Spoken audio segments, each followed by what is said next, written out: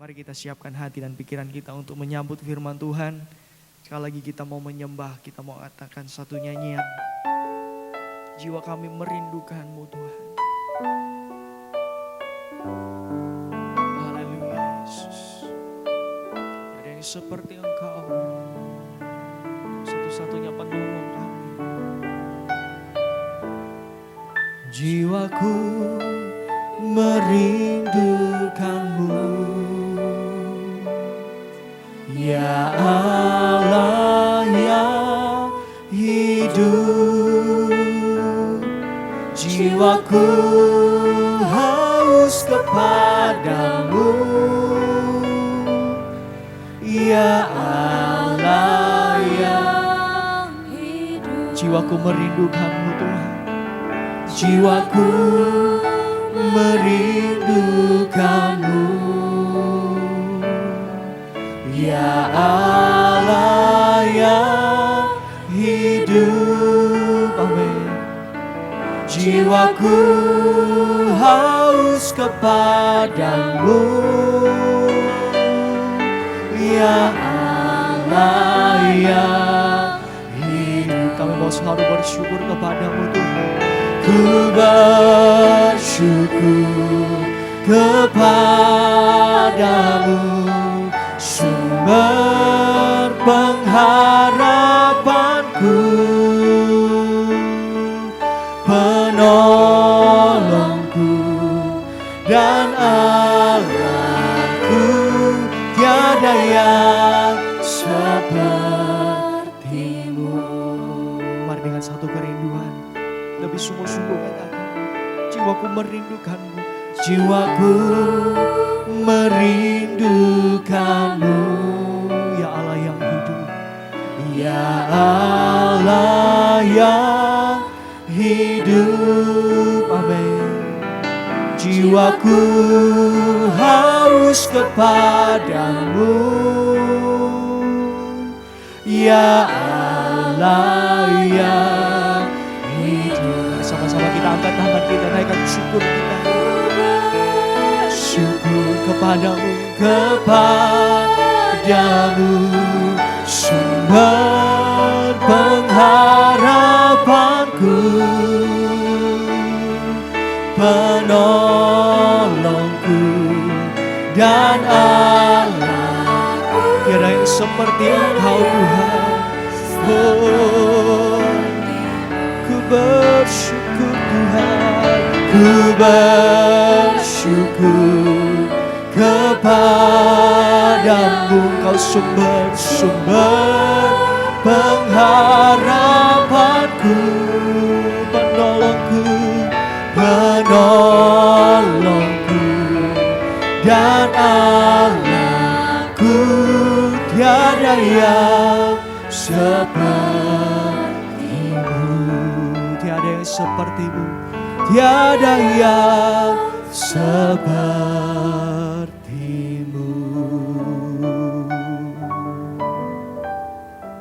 Terima kasih buat kebaikan Tuhan yang sudah menolong kami, menghimpun kami yang ada di dalam ibadah pendalaman Alkitab hari ini.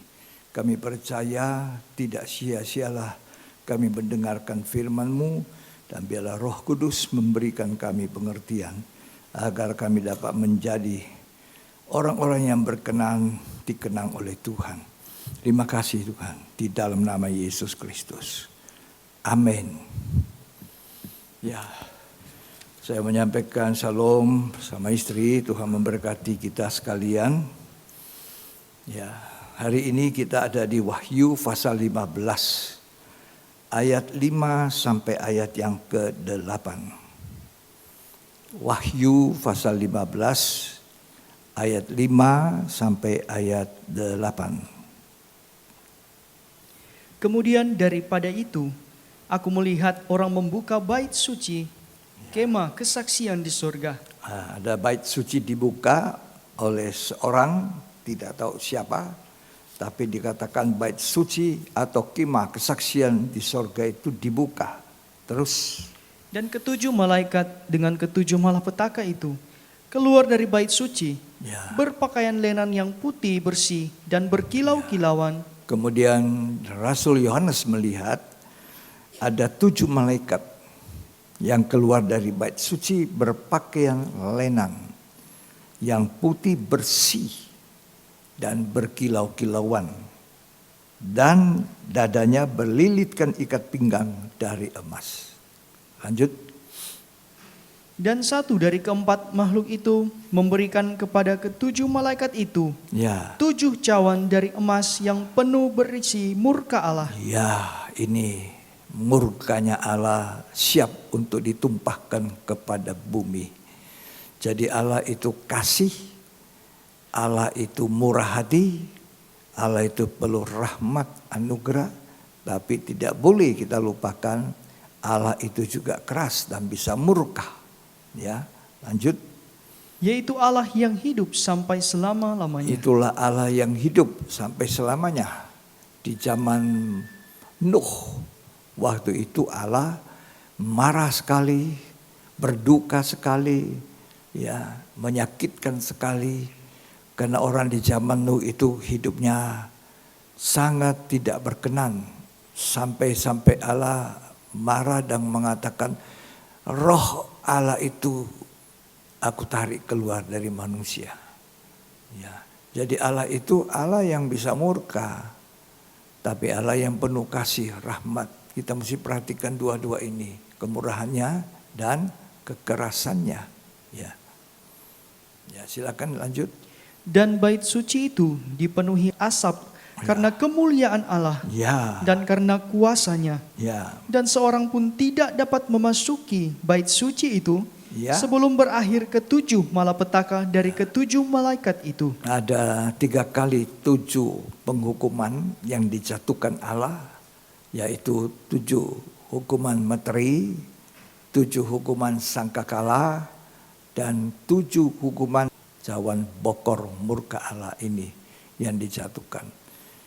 3 kali 7 sama dengan 21 hukuman.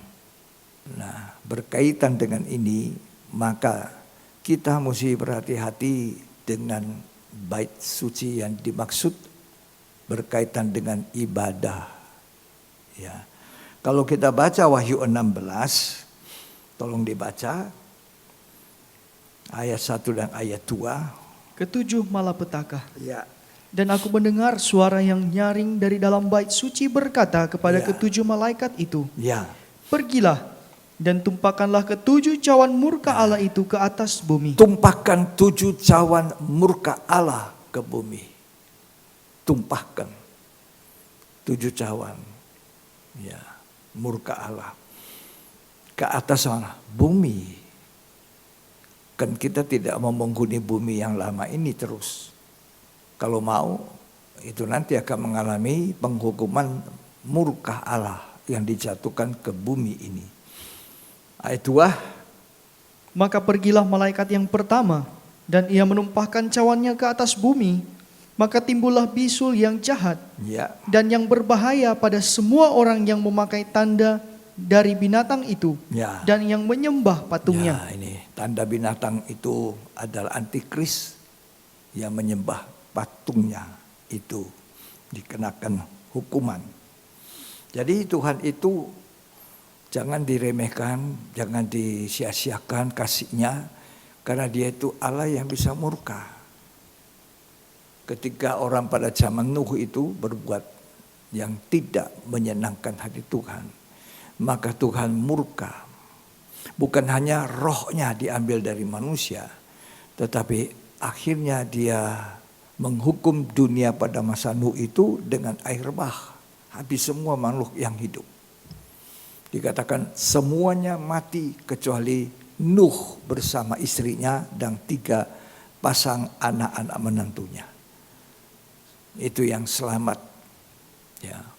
Allah bisa sedih dengan kejahatan manusia. Tapi juga Allah sedang memperhatikan hari-hari ini gerejanya, kita. Ya, sebab dikatakan surat Petrus bahwa Allah memulai penghakiman di rumah Tuhan. Kita ini gereja.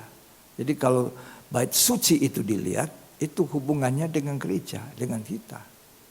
berkaitan dengan ibadah. Ya. Kalau kita baca kitab Kejadian, mari kita baca pasal 6. Kejadian pasal 6.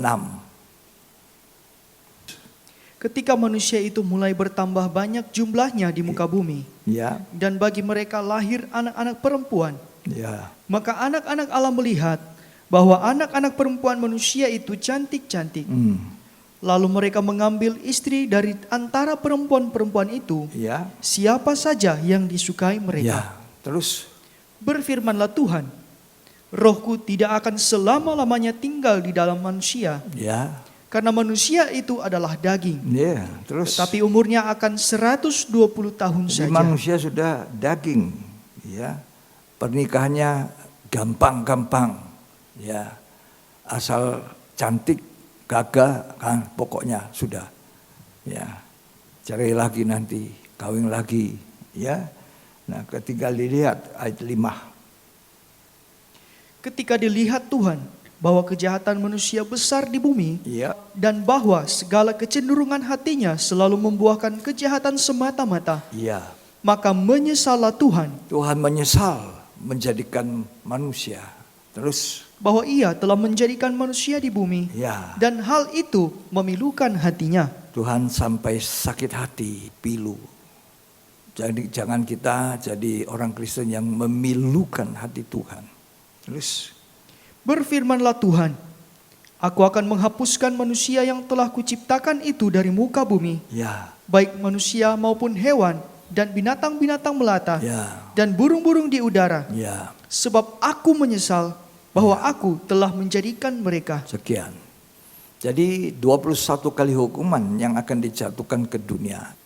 Perhatikan bait suci itu berkaitan dengan ibadah. Jadi bagaimana kita beribadah? Sebetulnya hidup kita adalah suatu ibadah. Kan Rasul Paul mengatakan dalam kitab Roma, persembahkan tubuhmu sebagai persembahan yang hidup, yang kudus dan yang berkenan. Itu suatu ibadah yang sejati. Jadi kaitannya tubuh kita ini adalah suatu ibadah yang sejati kalau kita memberikan yang berkenan kepada Tuhan. Bukan yang tidak berkenan. Seringkali kan kita anggap ibadah itu masih ada lain waktu. Ya kalau masih ada. Kalau tidak ada, ya karena itu Tuhan berkata, ketika masih ada kesempatan, gunakan kesempatan dengan baik-baik. Ya, kembali kepada Wahyu tadi. Pasal yang ke-15. Nah, di sini kita bisa melihat murka Allah. Tapi murka kali ini tidak sama murka pada saat Nuh. Karena waktu itu Allah masih menyisakan Nuh itu di dalam Di dalam bahtera. Perlindungan Tuhan masih ada pada Nuh. Ya. Dan Allah tidak akan menghukum manusia dengan air bah lagi, tapi menghukum dengan api belerang. Ini cawang murka Allah dituangkan ke atas muka bumi. Ya, saya membaca tadi tentang bait suci. Coba kita lihat sekali lagi dibaca. Ya. Ayat 5, Wahyu pasal 15. Kemudian daripada itu, aku melihat orang membuka bait suci. Nah, bait suci. Terus, Kemah kesaksian. kemah kesaksian. Yang mana? Yang di mana? Di sorga. Di sorga. Waktu saya baca ini saya bersyukur. Saya berterima kasih. Kenapa? Karena saya belajar kemah Musa, tabernakel Musa. Disebut kemah kesaksian, tabernakel. Ya, itu yang diperintahkan oleh Tuhan kepada Musa. Buat tempat kediaman bagiku di bumi seperti contoh yang kamu lihat. Jadi bait suci yang terbuka itu kemah kesaksian terbuka itu yang dilihat oleh Musa. Lalu Tuhan perintahkan, buat bagiku seperti itu. Kita baca ya. Keluaran 25 ayat 40. Keluaran 25 ayat 40. Dan ingatlah bahwa engkau membuat semuanya itu menurut contoh yang telah ditunjukkan kepadamu di atas gunung itu. Nah, jadi contoh yang dilihat itu yang dibuat. Contoh kemah kesaksian, kemah yang kita lihat orang membuka bait suci Allah di surga. Ya. Ayat 9 dari Keluaran 25. Menurut segala apa yang kutunjukkan kepadamu sebagai contoh kemah suci. Kemah suci, contohnya. Ya, terus. Dan sebagai contoh segala perabotannya. Ya. Demikianlah harus kamu membuatnya. Jadi Musa itu melakukan seperti yang dia lihat, yang dilihatkan kepadanya di surga. Kemah suci itu. Yang di dalam Wahyu 15 tadi, bait suci Allah itu dibuka. Kemah kesaksian itu nampak. Ya, lalu ada 7 malaikat dengan pakaian lenan dengan ikat pinggang emas keluar, masing-masing membawa 7 cawan murka Allah, 7 malapetaka yang akan jatuh. Satu saja manusia siksanya luar biasa. 7 sempurna penghukuman Tuhan. Angka 7 itu angka sempurna. Sempurna penghukuman Tuhan atas dunia ini. Jadi di dalam Alkitab dituliskan itu bait suci, kemah kesaksian, ya. Di dalam Kisah Rasul 7, Perjanjian Baru ini ayat 44, tolong dibaca. Kemah kesaksian ada pada nenek moyang kita di padang gurun. Iya, itu kemah kesaksian, tabernakel Musa yang dibongkar pasang itu. Ya, terus Seperti yang diperintahkan Allah kepada Musa ya, untuk membuatnya menurut Iya. contoh yang telah dilihatnya. contoh yang dilihat itu. Ya. Keluaran 38 ayat 21. Inilah daftar biaya untuk mendirikan kemah suci, Ya, yakni kemah suci, tempat hukum Allah, ya, yang disusun atas perintah Musa ya. oleh orang Lewi di bawah pimpinan Itaman. Nah, itu bicara tentang biayanya yang cukup besar. Ya. Wahyu 11 ayat 19. Maka terbukalah bait suci Allah yang di sorga, Ya, dan kelihatanlah tabut perjanjiannya di Ya. dalam bait suci itu, ya, dan terjadilah kilat dan deru guru dan gempa bumi dan hujan es lebat. jadi beberapa kali di dalam kitab Wahyu, kitab-kitab yang lain, kitab Kisah Rasul tadi, ya, itu dikatakan bait suci, kemah kesaksian. Kenapa Tuhan berbicara itu sebelum malapetaka yang terakhir itu ditumpahkan? Ya. Kenapa? Ini kesempatan buat kita sekarang. Karena bait suci itu berkaitan dengan ibadah. Bait suci itu berkaitan dengan mempersembahkan korban. Mempersembahkan korban hidup kita ini. So tadi saya bilang ada kaitannya ibadah dengan hidup ini. Hidup ini adalah suatu ibadah, satu kesempatan. Ya, hidup yang kudus, yang berkenan, itu ibadah yang sejati. Kan hidup yang tidak berkenan. Nah, salah satu yang tidak disukai Tuhan akan dilawan, yaitu orang yang beribadah tanpa kesetiaan. Jadi kalau kita beribadah, melayani Tuhan harus dilandasi dengan hidup yang setia, hidup yang taat. Yeremia 7 ayat 21 sampai 23. Beginilah firman Tuhan semesta alam, Ya. Allah Israel. Ya. tambah sajalah korban bakaranmu kepada korban sembelihanmu, Ya, dan nikmatilah dagingnya. ya, Sungguh pada waktu aku membawa nenek moyangmu keluar dari tanah Mesir, ya, aku tidak mengatakan atau memerintahkan kepada mereka sesuatu tentang korban bakaran dan korban sembelihan. ya.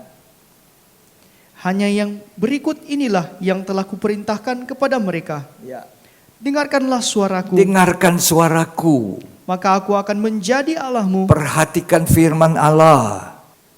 Itu yang Tuhan mau lebih daripada korban.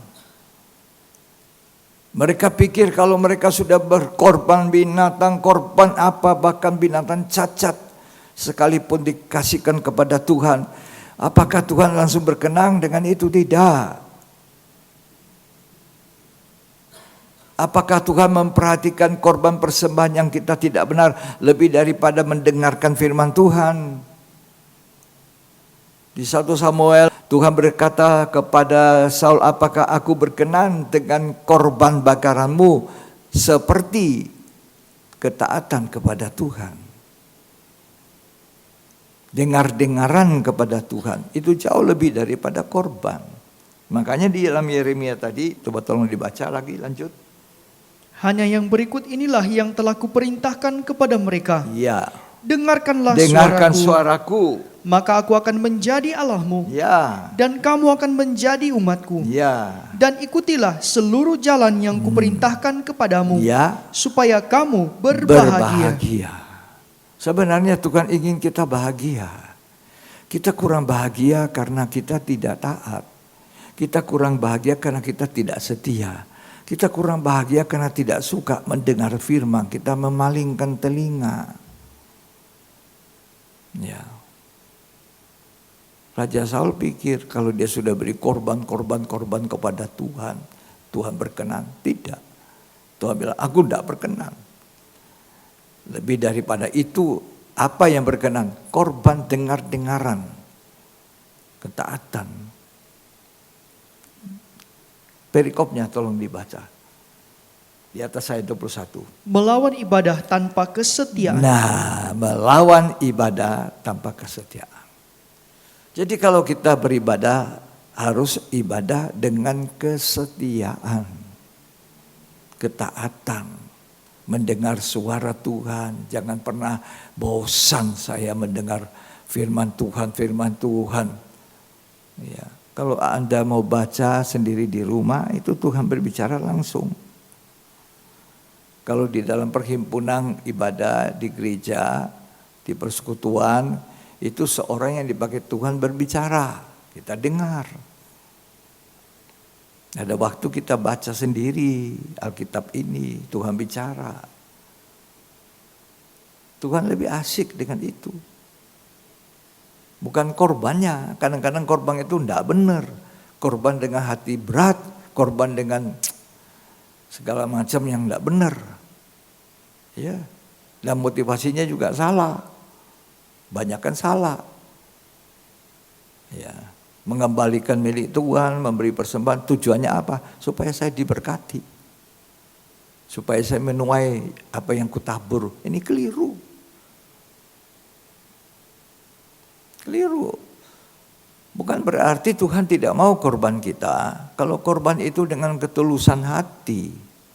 Karena cinta kepada Tuhan. Mau menyenangkan hati Tuhan. Nah, itu yang baik. Tapi kalau korban oleh karena ada sesuatunya, Tuhan tidak suka dengan korban itu. Makanya Tuhan tegur. Lebih baik kamu setia, taat mendengar suara Tuhan. 1 Samuel ya. 1 Samuel pasal 15 ayat yang ke-22. Tetapi jawab Samuel, apakah Tuhan itu berkenan kepada korban bakaran Apa Tuhan berkenan kepada korban bakaran? dan korban sembelihan? Korban sembelihan. Sama seperti kepada mendengarkan suara Sama Tuhan. seperti dengar. Itu tadi Yeremia 7. Ya, sembahkanlah korbanmu dan sebagainya. Tapi Tuhan berkata lebih baik mendengar suara Tuhan. Terus Sesungguhnya Mendengarkan lebih baik Ya. daripada korban sembelihan. Sesungguhnya mendengarkan suara Tuhan atau dengar-dengaran lebih baik daripada korban. Ketaatan lebih penting, kata Tuhan. Terus, Memperhatikan lebih baik daripada lemak domba-domba jantan. iya, terus, Sebab pendurhakaan adalah sama seperti dosa bertenung, ya. dan kedegilan adalah sama seperti menyembah berhala dan terafim. Kalau kita dengar firman Tuhan dengan baik dan setia melakukannya, kita terhindar dari malapetaka. Kecuali orang dah hidup benar. Orang yang memakai cap bilangan binatang itu, tadi dikatakan Wahyu 16. Yang menyembah binatang dan patungnya. Kenapa bisa? Kenapa bisa menyembah binatang dan patung? Semuanya karena uang. Hidup. Ya, uang ini saingan besar daripada Tuhan. Orang mencintai uang atau mencintai Tuhan. Ini akan dibuktikan oleh kita gereja Tuhan. Ya, mohon kepada Tuhan. Tuhan, di dalam hidupku di dunia saya butuh uang. Saya butuh menafkahi anak-anak orang tua. Tapi bukan itu sasaran saya, Tuhan. Bukan itu yang saya ikut Tuhan, beribadah, berkorban, ya, rajin karena saya mau nanti diberkati. Bukan, jauhkan itu pikiran. Kalau saya melayani Tuhan, saya mengasihi Tuhan. Titik. Karena Tuhan sudah mengasihi aku lebih dahulu. Itu ibadah yang berkenan. Itu baru kita bisa mempersembahkan tubuh yang berkenan dan kudus. Ya. Itu. Uang ini dari anak kecil sampai orang tua. Kalau kita belum mengalami kemurahan Tuhan, kelepasan, begitu lihat uang matanya jadi biru. Ya, matanya jadi biru. Ibadah biar aja. Jadi tidak kebetulan Wahyu 15 tadi memperlihatkan kemah kesaksian, bait suci. Karena itu adalah berkaitan dengan ibadah. Dan Tuhan melawang ibadah tanpa kesetiaan. Ya. Kesetiaan itu adalah yang dituntut oleh Tuhan. Kalau tidak, Amsal tidak mengatakan bahwa sifat yang diinginkan adalah kesetiaan. Amsal 19 ayat 22. Sifat yang diinginkan pada seseorang ialah kesetiaannya. Ya, Lebih baik orang miskin daripada seorang pembohong. ya, kesetiaan itu adalah yang sangat diinginkan oleh Tuhan. Amsal 20 ayat 6. Banyak orang menyebut diri baik hati, tetapi orang yang setia, siapakah menemukannya? Iya, banyak orang bilang aku baik, tapi yang setia siapa bisa temukan? Setia itu dicari. Jadi Tuhan mau kita beribadah, tapi kita setia. Makanya Tuhan perlihatkan kepada kita bait suci itu. Supaya apa? Kita memeriksa hari-hari ini. Bagaimana kita mempersembahkan hidup. Bagaimana kita melayani. Bagaimana kita beribadah. Ya. Sebab bukan manusia yang menilai. Mata Tuhan yang menilai. Kalau manusia menilai bisa salah. Tapi kalau Tuhan menilai tidak pernah salah. Ibrani 3. Ya, ayat 1 sampai ayat selanjutnya. Sebab itu, hai saudara-saudara yang kudus, Ya, yang mendapat bagian dalam panggilan surgawi, iya, pandanglah kepada rasul dan imam besar yang Ya. kita akui, ya. yaitu Yesus. Yesus itu imam besar selama-lamanya. Tidak pindah kepada siapa dia punya jabatan ini. Terus, Yang setia kepada dia ya. yang telah menetapkannya. Terus, Sebagaimana Musa pun setia Musa pun itu setia dalam segenap dalam rumahnya. segenap rumah. Ya, sekian. Di dalam Matius 6 ayat 24. Nah, ini nanti ujian terakhirnya gereja.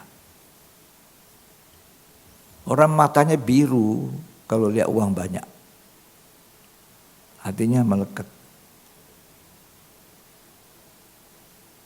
Ya, baca Matius 6 ayat 24. Tak seorang pun dapat mengabdi kepada dua tuan. Ya, Karena jika demikian, ia akan membenci yang seorang benci yang seorang. dan mengasihi yang lain. Ya, Atau ia akan setia kepada yang seorang. setia kepada mamon, uang, atau kepada Tuhan. Ya, kita setia taat pada Tuhan atau pada uang, mamon, uang. Siapa tidak suka?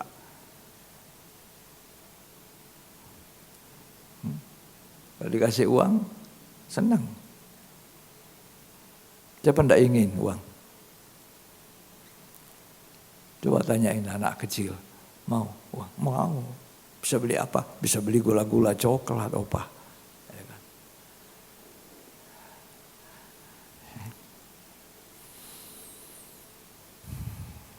Nanti yang terakhir ini, setia pada Tuhan atau setia pada mamon? Ini dibuktikan nanti orang yang beribadah, orang yang melayani. Ya. Matius 21 ayat 12 sampai 20. Lalu Yesus masuk ke bait Allah dan mengusir semua orang yang berjual beli di halaman bait Allah. Ya, Ia membalikan meja-meja penukar uang Ya. dan bangku-bangku pedagang merpati ya, dan berkata kepada mereka, ada tertulis, rumahku akan disebut rumah doa. iya. Yesus masuk ke bait Allah. Dalam terjemahan yang lain, terjemahan asing dikatakan Yesus masuk ke dalam bait Allah, ke dalam rumah Allah, supaya dia bisa melihat apa yang terjadi di dalam bait Allah, bait suci. Ya. Terus Tetapi kamu menjadikannya sarang penyamun. ini ya, bait Allah sebetulnya tempat doa. Kegiatan rumah rohani ini sudah dijadikan sarang penyamun, sudah dijadikan tempat komersil uang. Ini uang ini, uang. Uang bisa membuat orang jadi jahat. Tapi uang juga bisa berguna untuk pekerjaan Tuhan, tidak salah. Tapi kita harus mesti hati-hati. Terus, Maka datanglah orang-orang buta dan orang-orang timpang kepadanya ya, dalam bait Allah itu, ya. dan mereka disembuhkannya. Terus, Tetapi ketika imam-imam kepala dan ahli-ahli Taurat melihat mujizat-mujizat yang dibuatnya itu, ya, dan anak-anak yang berseru dalam bait Allah, Hosana bagi anak Daud, ya, hati mereka sangat jengkel. Lalu mereka berkata kepadanya, engkau dengar apa yang dikatakan anak-anak ini? ya. Kata Yesus kepada mereka, aku dengar. Ini anak sekolah minggu, itu anak-anak. Ini tidak gampang bagi guru sekolah minggu. Orang jadi guru sekolah minggu harus juga lebih dahulu bagaimana dia melayani anak-anak ini, sebab anak-anak ini pemilik kerajaan surga. Itu TK, SD, SMP untuk dipersiapkan jadi apa? Jadi dokter, jadi insinyur dari TK. Jadi sebenarnya orang jadi guru sekolah minggu dipercayakan untuk melayani itu berterima kasih pada Tuhan. Layani Tuhan dengan setia. Layani Tuhan yang baik. Kamu belajar, mengajar itu dengan melakukannya itu dalam hidup.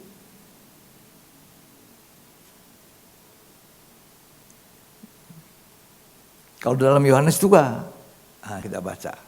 Yohanes 2.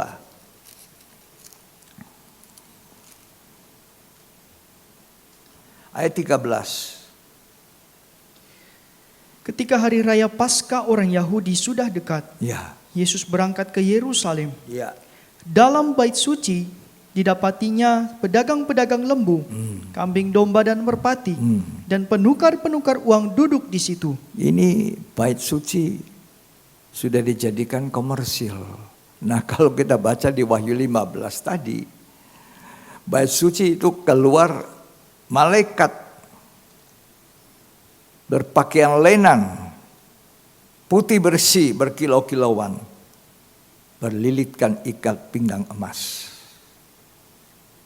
Kalau ini bait suci dikotori dengan pedagang-pedagang. Ya. Lanjut dibaca.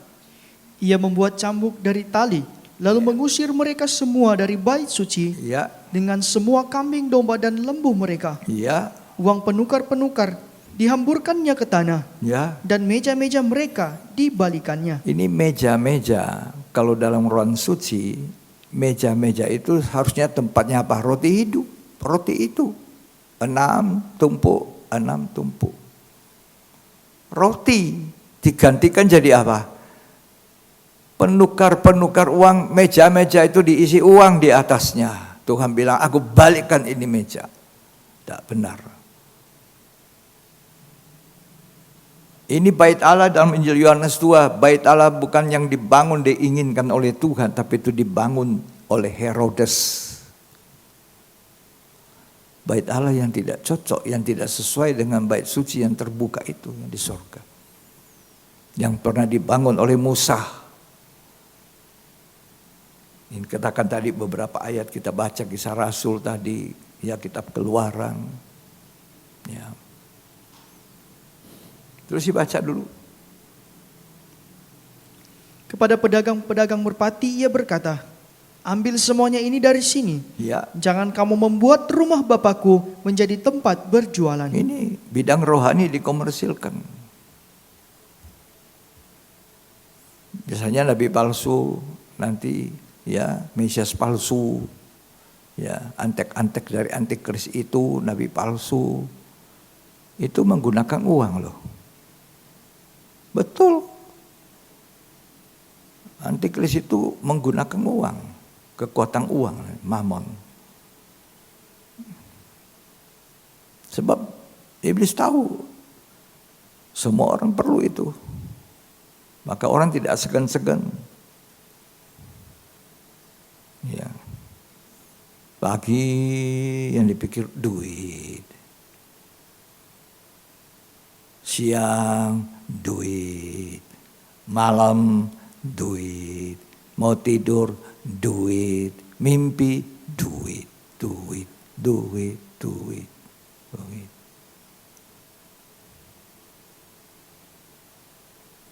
Ya. Padahal kita tidak hidup dari uang loh. Siapa bilang kita hidup dari uang? Kita hidup dari Tuhan. Betul. Kalau Tuhan tidak kasih napas.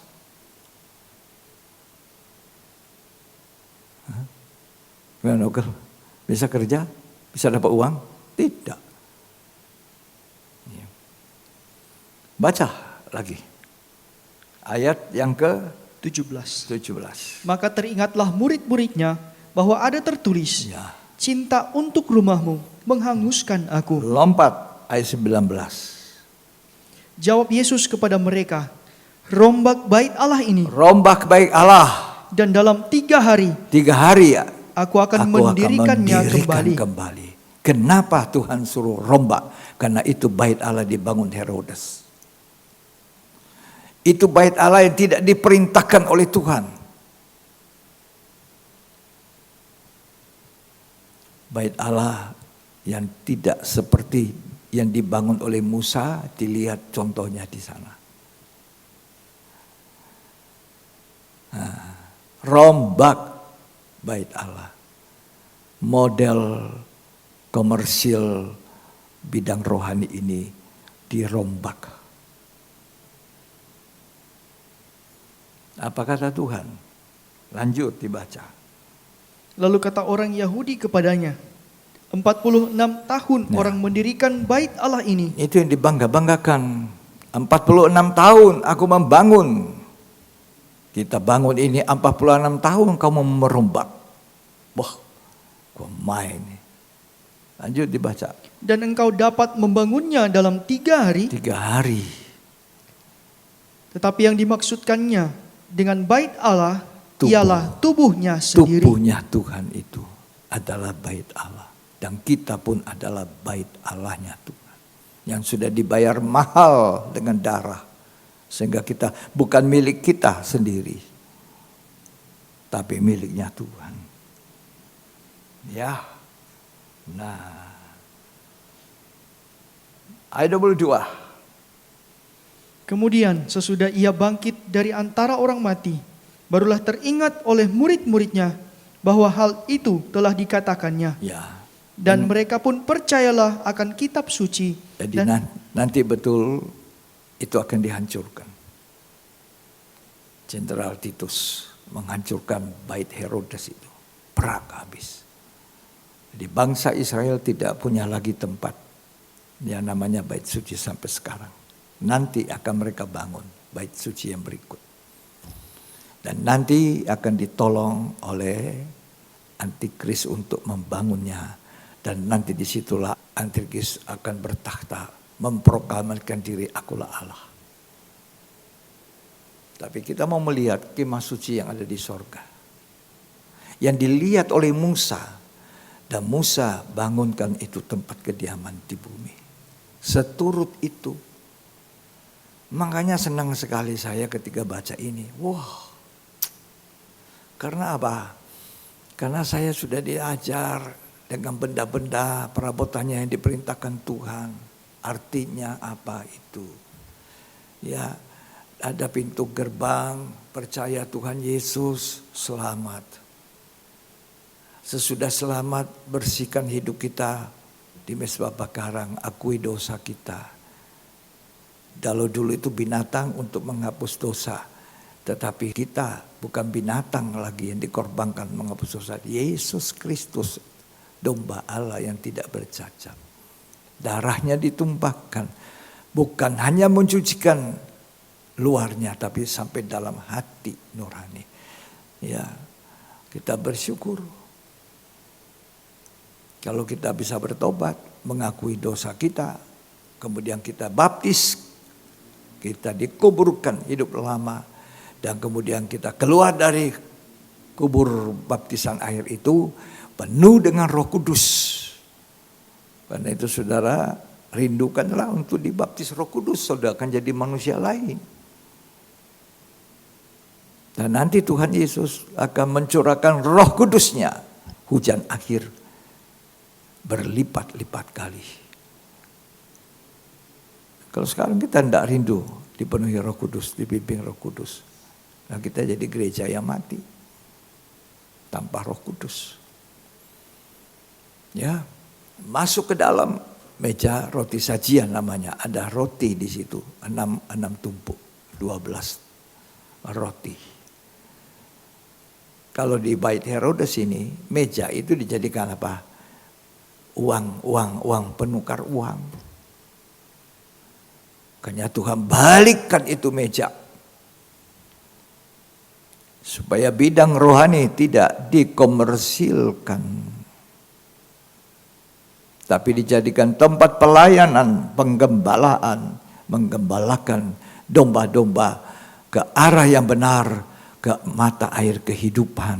Ke arah Yerusalem baru. Itu tabernakel. Kelihatan apa? Tabut perjanjian, kata Wahyu 11 ayat 19. Ke situ. Senang sekali. Ada halaman hidup dalam pembenaran. Dan jadi orang benar. Masuk ruang suci. Kita mengalami pengudusan. Masuk ruang maha suci. Kita menjadi manusia sempurna dalam kemuliaan seperti Tuhan, serupa segambar melalui hidup benar, hidup suci. Itu semua alat-alat tabernakel itu punya arti buat kita. Dan sekarang kita ada di Mezbah Dupa emas, dekat tirai itu. Kita harus hidup dalam pujian, penyembahan. Tirainya ini robek daging. Nah, sebab waktu Yesus mati di kayu salib, tirai bait suci itu terbelah.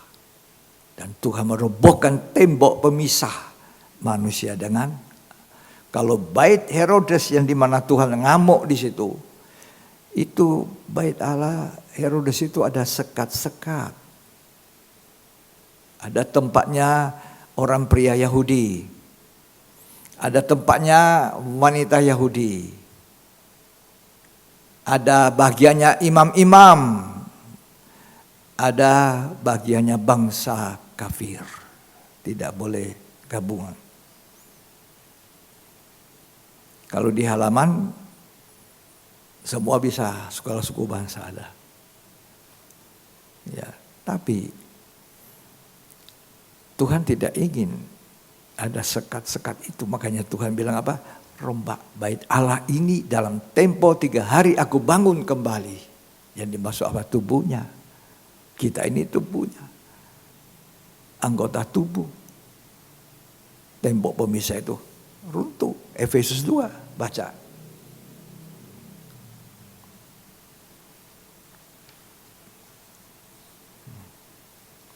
Efesus 2 ayat 14. Karena dialah damai sejahtera kita, Ya. yang telah mempersatukan kedua pihak, Ya. dan yang telah merubuhkan tembok pemisah, Tembok pemisah. yaitu perseteruan. Perseteruan. Gereja berseteru. Orang gereja hamba Tuhan yang berseteru kehilangan hak sulung dan berkat sulung, tidak jadi anak sulung.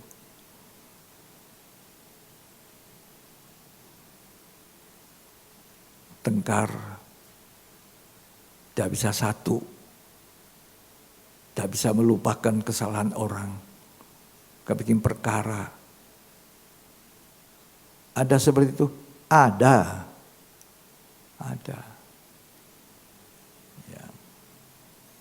Jadi bait Allah yang disuruh rombak itu yang tidak dikehendaki Tuhan itu punya sekat-sekat. Ini pria Yahudi, ini wanita Yahudi, ini imam-imam, ini bangsa kafir, tidak boleh gabung. Padahal tubuh Kristus itu satu, yang dibangun Tuhan itu rombak bait Allah, dia bangun tubuhnya sendiri satu. Sudah merobohkan tembok sekat itu pemisah.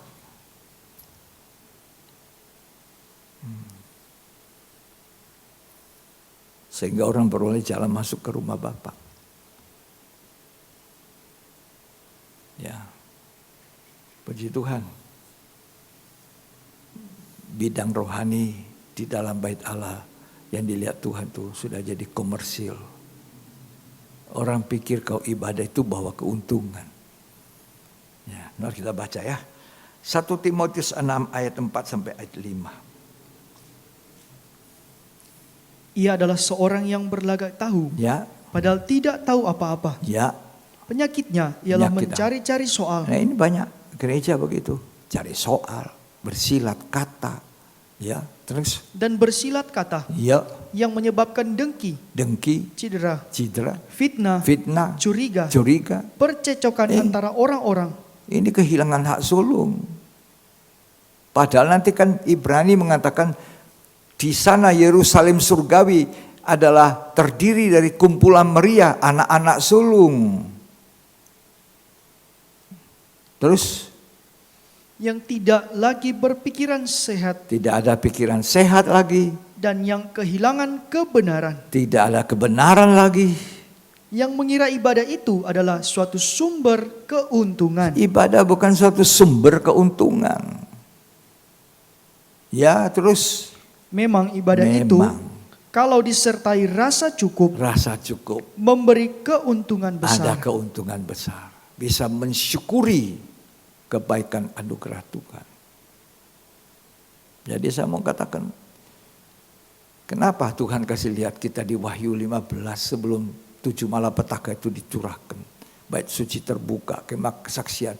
Supaya kita ingat kembali kasih Tuhan, ingat kembali kebaikan Tuhan, ingat bagaimana kita mengkoreksi kehidupan pelayanan kita dan ibadah kita. Kalau kita tidak mau masuk dalam ancaman itu, sebab uang ini alatnya antikris. Orang tidak bisa belanja. Ya. Itu mesti hati-hati dengan uang. Uang itu kita butuhkan, tapi bukan segalanya. Ya. Tuhan mengusir segala sesuatu orang dunia ya ini. Dunia. Dulu saya di dunia, kerja di dunia, kerjaan sedunia. Segala sesuatu bisa diatur uang. Kalau ini buntu, uang maju, jadi.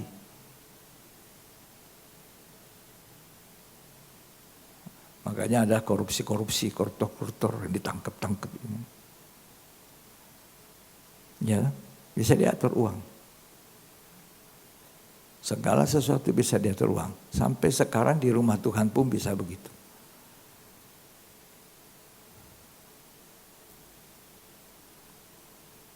Tanda-tanda itu ada dalam gereja. Dulu kita kalau ngurus apa-apa tidak bisa, kalau sudah isi amplop.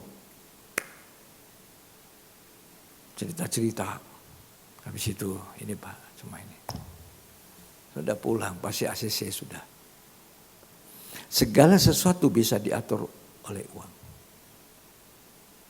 Demikian juga nanti di gereja. Dalam gereja.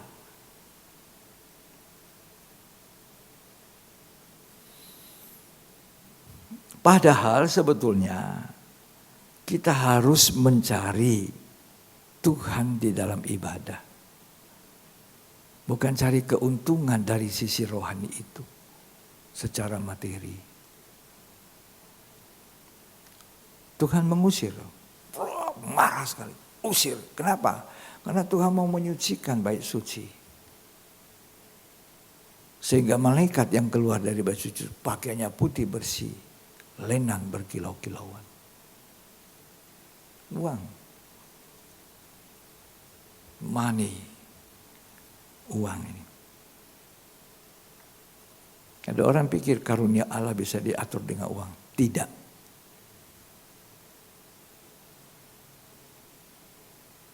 Tidak bisa mengatur karunia Allah dengan uang. Bayar Tuhan, ya sokok Tuhan. Dah. Tidak bisa. Kisah Rasul 8 ayat 20.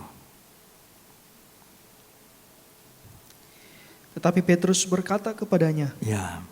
Binasalah kiranya uangmu itu Ini. bersama dengan engkau. Ya. Karena engkau menyangka bahwa engkau dapat membeli karunia Allah dengan uang. Karunia Allah itu tidak bisa dibeli dengan uang. Waktu itu apa? Filipus baca itu sebelumnya. Dia mau apa? Supaya dia tumpang tangan juga orang mengalami seperti apa yang Petrus lakukan. Jadi dia kasih uang. Baca dulu. Serta berkata, berikanlah juga kepadaku kuasa itu, Ya. supaya jika aku menumpangkan tanganku di atas seseorang, Ya. ia boleh menerima Roh Kudus. Nah, dikira Filipus ini kalau kasih uang, Petrus bisa kasih karunia sama itu.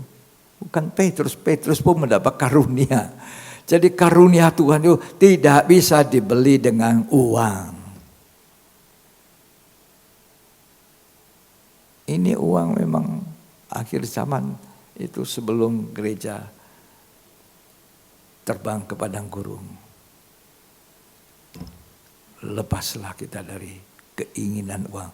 Saya butuh uang, tapi tidak boleh ada ingin uang. Tuhan harus melepaskan kita 100%. Biarpun banyak uangmu. Uangmu tersimpan di bank. Deposito emasmu banyak di berangkas atau di safety box. Nggak boleh di situ hatimu. Hatimu harus pada Tuhan.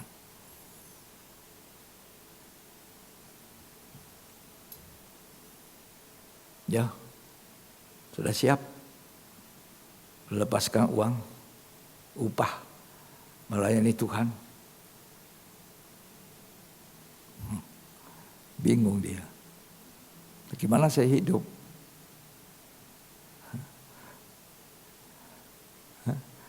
Gimana membesarkan anak-anak? Gimana? Kalau nanti satu waktu Tuhan panggil, gimana? Menserahkan hidup?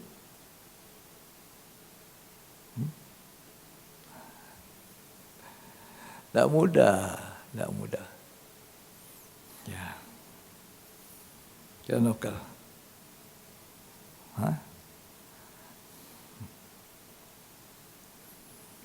Jadi karunia Allah tidak bisa itu, tidak bisa. Apa yang mereka buat di bait Allah itu? Meja-meja itu jadi penukar uang. Pedagang-pedagang merpati. Merpati itu lambang Roh Kudus. Karunia Roh Kudus.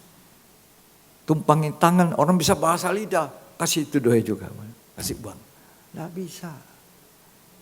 Tidak bisa. Jangan pernah rumah Tuhan dijadikan tempat komersil. Ya. Karena uang ini nanti antikris gunakan. Jadi Tuhan bilang rombak ini bait Allah. Bait Allah Herodes yang tidak dikehendaki Tuhan. Itulah sebabnya Tuhan kasih lihat kita. Bait suci Allah di sorga. Bait suci Allah di sorga terbuka. Kemah kesaksian. Supaya kita ingat kembali apa yang Musa lakukan dengan bangsa Israel ketika keluar dari Mesir.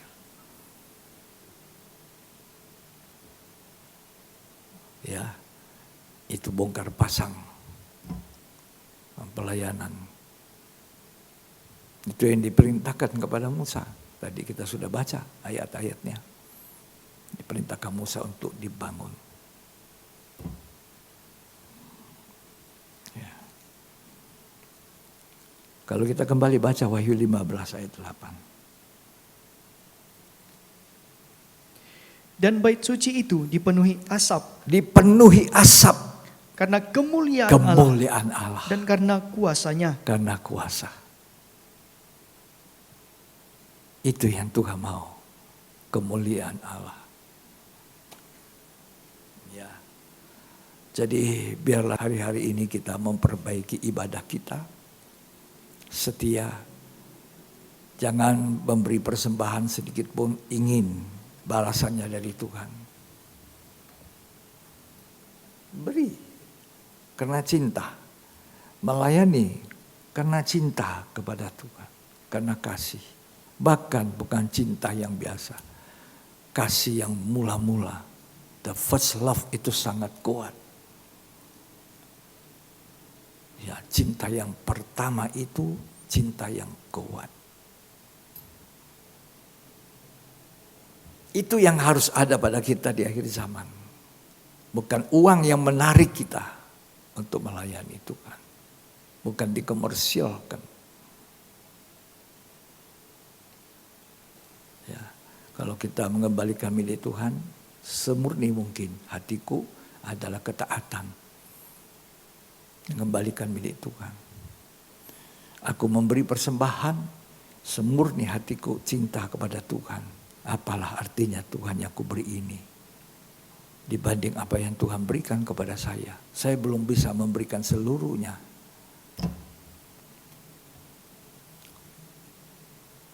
Karena cinta pada Tuhan. Sehingga kita ketika menyanyi cintanya Allah. Amat heranlah buat saya. Cintanya Yesus amat heranlah. Oh heranlah. Jangan sampai sudah mau ibadah masih mikiri uang, duit lagi. Apalagi kalau cuma hidup suami istri, tak punya anak, tanggungan. Ya sudah, syukuri saja. Konsentrasi ibadah, melayani, dan duit terus. Gimana saudara? Mau lihat nanti bait suci itu dibuka, luar biasa, penuh kemuliaan. Bait suci yang dilihat Tuhan di bait Allah Herodes itu. Mau rombak ini, aku bangun 3 hari. Itu bait suci Herodes tidak seperti apa yang Tuhan suruh Musa buat, tidak sama. Banyak sekat-sekatnya. Meja-mejanya jadi bukan roti di atasnya. Ya, karunia Allah dibayar.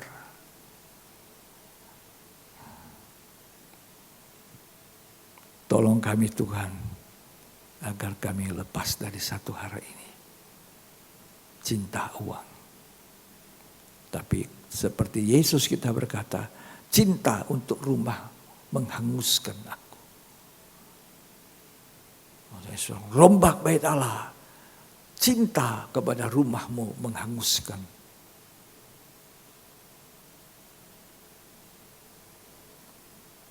Tuhan Yesus tolong kita semua ya. Amin. Tidak mudah. Ya, tapi sudah Tuhan tolong saya. Tuhan sudah melepaskan dari sangat keinginan cinta uang itu. Ya, ingin uang. Ingin.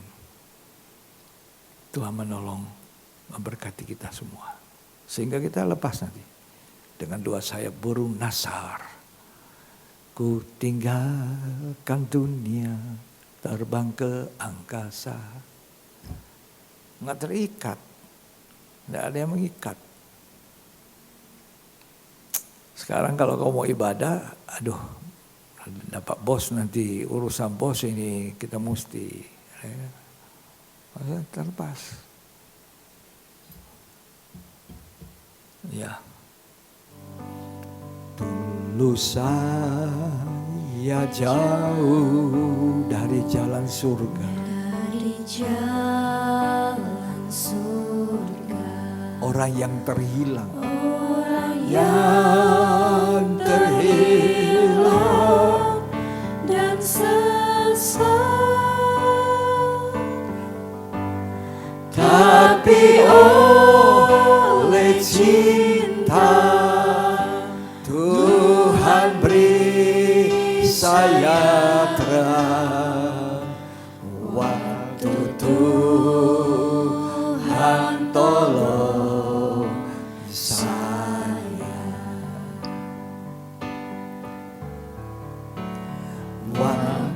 Tuhan tolong saya.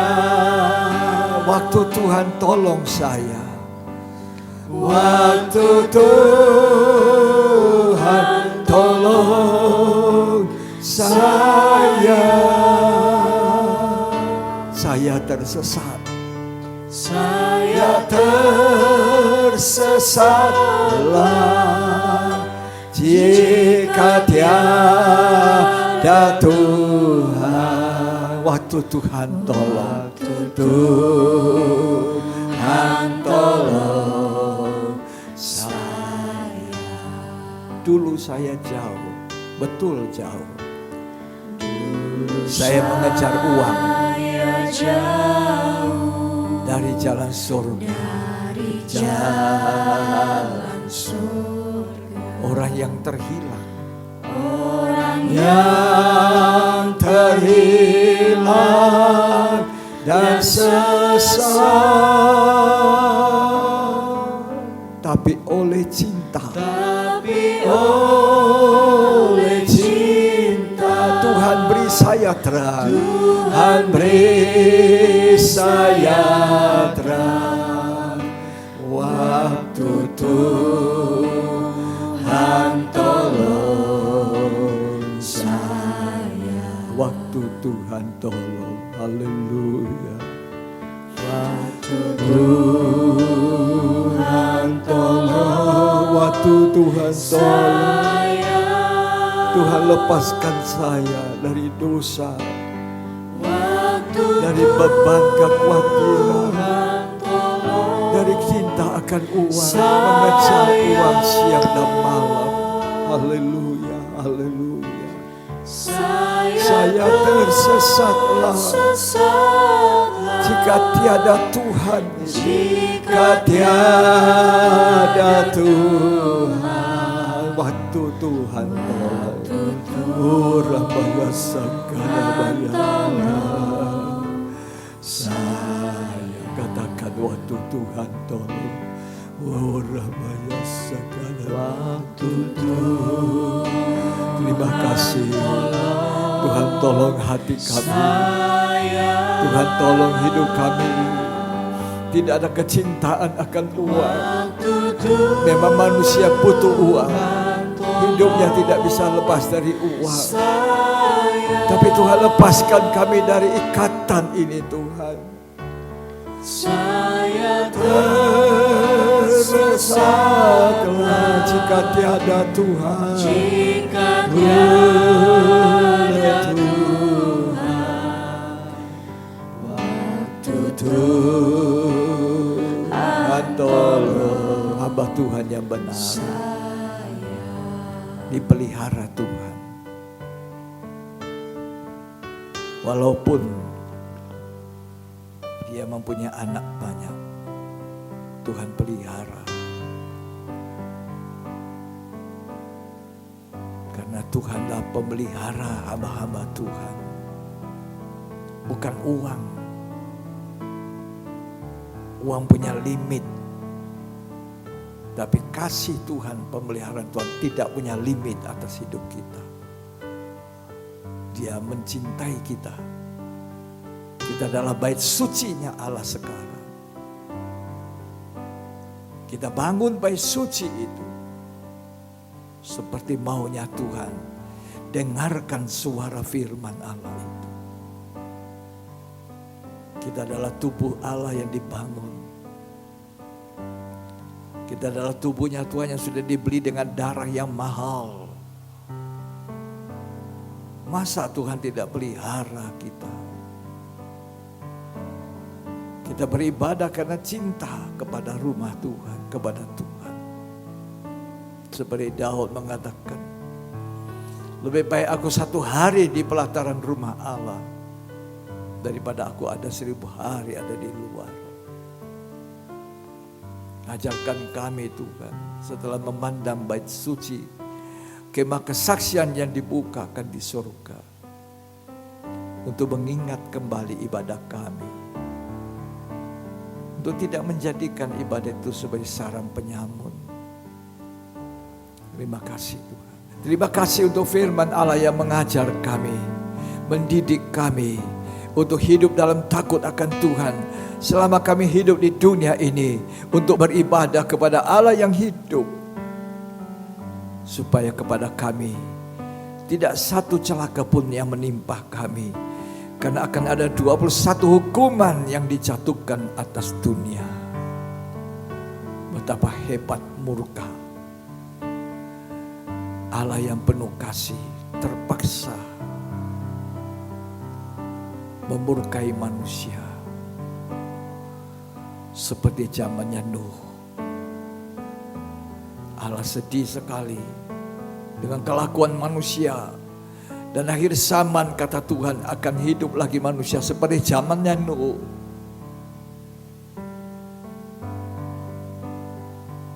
Tetapi Tuhan tidak lagi menghukum manusia dengan air. Melainkan Tuhan menghukum manusia dengan api dan belerang. Tuhan tolong kami. Kalau Tuhan tidak tolong, kami tidak luput. Tolong kami yang ada seberapa kami yang ada. Bahkan Tuhan tolong kepada mereka yang lain, sadarkan mereka Tuhan. Pentingnya mendengarkan suara Tuhan, firman Tuhan. Terima kasih. Kita angkat tangan kita. Waktu Tuhan tolong saya, amin. Tuhan tolong saya. Waktu Tuhan tolong saya tersesatlah. Saya Tersesatlah jika tiada Tuhan. jika tiada Tuhan, waktu Tuhan tolong saya. Terima kasih Tuhan. Terimalah berkat. Berkat yang terbaik. Berkat dari Allah Bapa, Sang Putra dan Roh Kudus. Yaitu Tuhan Yesus Kristus memberkati kita hari ini sampai selamanya. Sampai Dia datang kembali. Kitalah orang yang diberkati dan memberkati. Di dalam nama Tuhan Yesus Kristus. Amin.